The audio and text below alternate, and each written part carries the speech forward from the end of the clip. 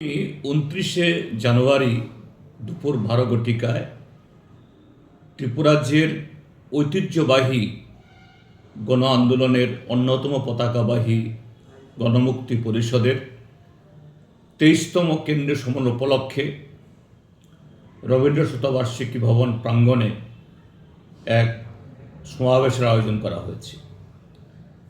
এই সমাবেশে আমাদের রাজ্যের সমস্ত অংশের গণতন্ত্র প্রিয়, শান্তিপ্রিয়, উন্নয়নকামী এবং যারা সমস্ত ভাষা, সংস্কৃতি এবং ধর্মের যে স্বাধীনতা এটাকে আরও মজবুত করার পক্ষে আমি সকল অংশের জনগণকে এই সমাবেশে সামিল হওয়ার জন্য আহ্বান জানাচ্ছি এবং এই সমাবেশের আহ্বান যে রাজ্যের উন্নতি, রাজ্যের জনগণের ভাষা সংস্কৃতির বিকাশ এটাকে অব্যাহত রাখতে গেলে পরে রাজ্যের গণতান্ত্রিক ব্যবস্থাকে মজবুত করা চাই।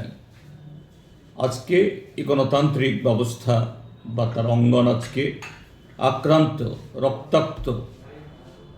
তা থেকে কিভাবে সামগ্রিকভাবে আমরা গণতন্ত্রকে আরও মজবুত করতে পারি, পুনরুদ্ধার করতে পারি, আগামী 29-এর এই সমাবেশের মধ্য থেকেই রাজ্যের জনগণের কাছে সেই বার্তা যাবে, সেই বার্তা পৌঁছানো হবে।